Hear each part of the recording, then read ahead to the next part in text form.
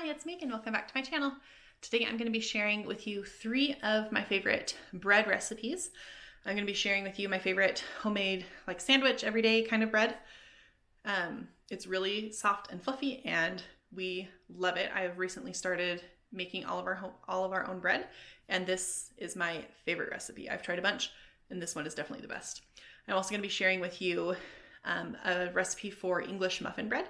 This bread is fantastic for breakfasts, to toast.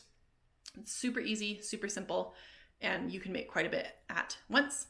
And then my last bread recipe is going to be showing you how I make my favorite breadsticks. And I usually, again, make a double batch of this, make them all at once, cook them, and then freeze them so that we can have breadsticks with a bunch of different meals. So let's get into my favorite everyday sandwich bread recipe. Okay, so I have my water in here. Next, I'm going to add my sugar and my yeast. This recipe that I'm making is for 5 loaves, but I will leave the recipe for 2 loaves down in the description box. I just like to make a lot of it at once because it doesn't take that much effort. And then I just keep it in my freezer, keep the cooked bread in my freezer, and then I just always have bread and only have to make it once every couple of weeks instead of all the time.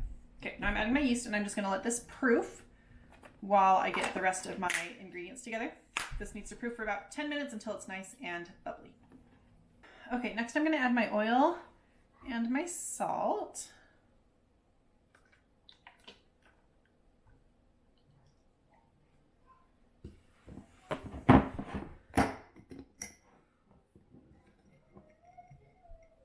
And again, I'm making this recipe that I'm doing right now is for 5 loaves, which is why it looks like a lot of salt. But I'll put the recipe for 2 loaves down in the description box.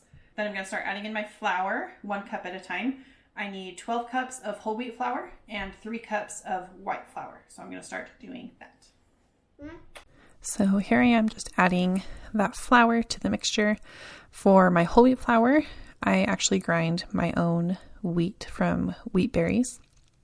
So you don't have to do that. You can just use regular whole wheat flour from the store, but I just happen to have a wheat grinder and want to get better at grinding my own wheat and using it to make bread. Okay, so here I am pulling the bread out of my machine. I'm putting it down on a well-floured surface where I'm just going to be kneading it a few times just to make sure it comes all together. Making sure that there's not any sticky bits or anything. I'm just trying to make it one kind of uniform blob.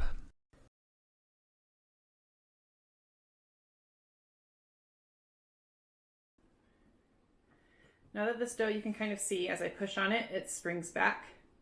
So now that it's done that, I'm going to oil a bowl and put this dough in it and let it rise for about an hour until it has doubled in size. So here I am pulling out my bread pans. Like I mentioned, this recipe makes 5 loaves, but I'll have the 2 loaf recipe down below in the description box. And I just oiled all of those pans.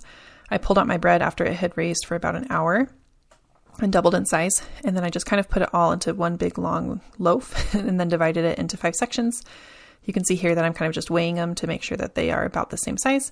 And then I'm just shaping each chunk of dough into a loaf by just pulling the sides under and tucking in the ends. And then I'm just putting those into my oiled bread pans where I will let them do another rise for about an hour until it gets up over the top of the bread pans. So then I baked them when I'll have the baking directions down below. And here's what they looked like when they came out of the oven. We're making English muffin bread right now. In here, I've already added 5.5 cups of warm water and 2 1/4 tablespoons of yeast, as well as 3 tablespoons of sugar. I'm going to let that proof for about 5 minutes, just so it can get nice and bubbly. It looks like it's already starting to proof. After that, I'm going to add 2 tablespoons of salt and 11 cups of flour. This recipe makes enough for 4 loaves. So if you want to make less than that, you obviously can cut the recipe in half or in fourths. But I'll put the full 4 loaf recipe down in the description box below. So we're going to let that proof and then I'll show you us mixing the dough together. Okay, so now we're going to add our 11 cups of flour. to this dough. I like to add about half of it, get it mixing, and then work on the rest of it.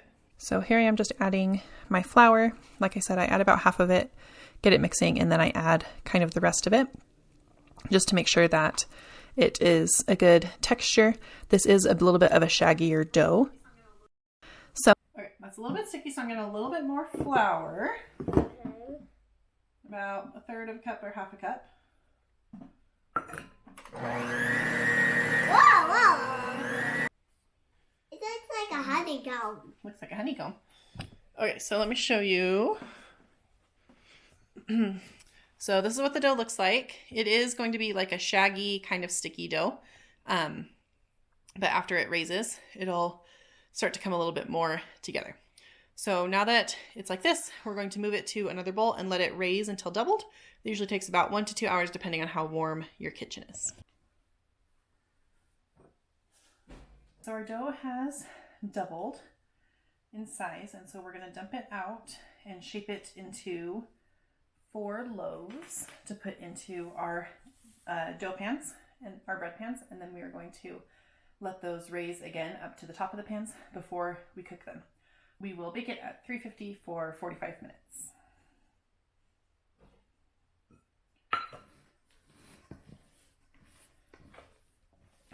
So I'm just going to punching this down now, and it isn't nearly as sticky as it was when I transferred it into this bowl.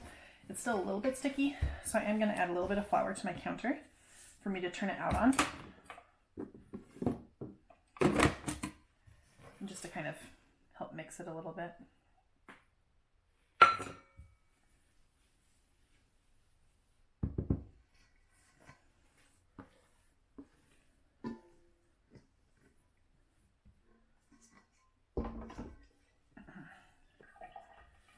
So since I'm going to be shaping this into 4 loaves, I'm going to kind of form it into a big loaf right now, just to kind of get it a little bit even.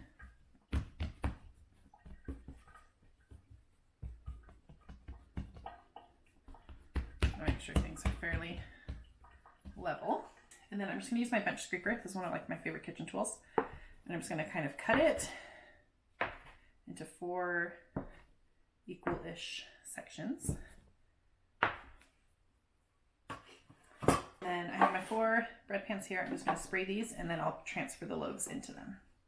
Okay, so now that those are sprayed, I'm just going to take each section of dough and just kind of plop it into each of my bread pans. The dough is so soft that it's really hard to actually shape into a loaf. So I kind of just plop it in there, and then it'll raise.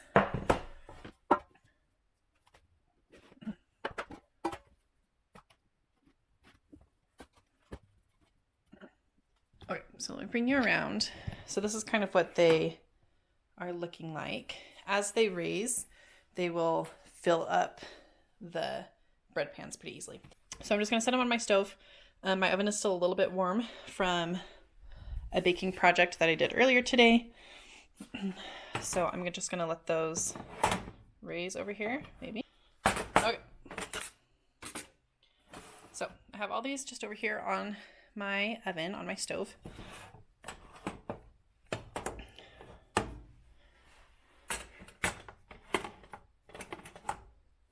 Okay, so then I'm just going to get some clean dishcloths and cover these, let them raise for another about hour or so, just until they come up to the top of the pan, and then we will get them in the oven. Okay, my oven is preheated, and I think my bread is ready. So let's pull off the covers. So this is definitely a bread that isn't going to get the nice big regular dome on it. It's definitely a much flatter kind of bread. So as you can see, this one probably could raise a little bit longer, but the rest of them are ready, and I just want to get it in the oven. So I'm just going to stick all of these in my oven. Like I said, I preheated it to 350 degrees, and we're going to bake these for 45 minutes. So after it baked for 45 minutes, I pulled it out of the oven and brushed some melted butter on top of it. And then I let it cool completely in the pans before taking it out. And then once I let it cool completely out of the pans, then I was able to cut it. If you cut into it too soon, it'll make the bread gummy. So I like to make sure it's cooled completely, then I can slice it, and then I just put it in these twist tie bags that I get from Walmart, and they perfectly fit a loaf of bread. Here is what you're going to need to make these Copycat Pizza Factory breadsticks. For these recipes, you're going to need a tablespoon of yeast, a teaspoon of salt, 7 cups of flour, 2 tablespoons of sugar, a cup and a half of warm water, and you're going to use all that to make the dough part. And then to make the filling and the topping, you're going to need butter, garlic powder, and Parmesan cheese. Okay, so I'm making a double batch. So everything that I'm putting in is doubled what the original recipe that I told you. So I'm going to start by putting my water in.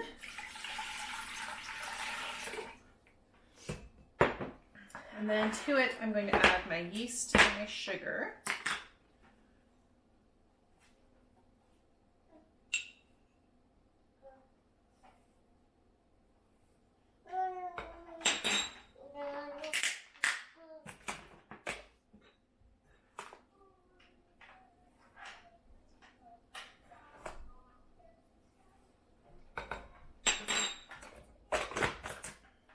Then I'm just going to give it a little mix. And then I'm just going to let that proof for about 5 minutes. So after I let it proof, I added my salt and my flour. Again, I'll have the recipe down in the description box for you. I always make a double batch just because it's not that much more work. But I'll just leave the original recipe for you guys down in the description box. So I'm just adding my flour. I needed to add a little bit more just to make sure that it's the right consistency. That's kind of what I found with bread doughs, is that you can follow the recipe, but you'll also need to kind of just know how it needs to feel. So I pulled my dough out, and I'm just kind of doing a final knead on it. I'm splitting it in half because I doubled the recipe and I just need to work with 1/2 of the dough at a time. And so you're just going to roll out your dough until it makes a really big rectangle. Try not to make it too thick because you're going to be folding this dough over on itself. And so you want your breadsticks to not be too overly thick that they don't bake through. So I'm adding some melted butter and some garlic powder that I've mixed together, and I'm brushing that all over the dough. This is what gives it a really yummy, flavorful inside of the breadstick. So I'm just going to brush that all over.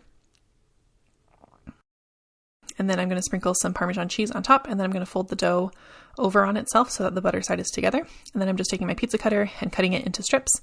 And then I'm taking each strip and I'm just twisting it and then laying it on my baking sheet. So you'll just do this for all of your strips. Then you'll let them raise for 20 minutes. And then you'll stick them in the oven at 350 for about 20 minutes. Again, I'll have the baking directions down below. And then when they come out of the oven, I brush them with hot butter and garlic mixture again and sprinkle with some more Parmesan cheese on top. And then I just pull them off. Lots of times they can get kind of sticky, so I like to pull them off sooner rather than later. And then I just put them in a bread basket for us to enjoy with our dinner.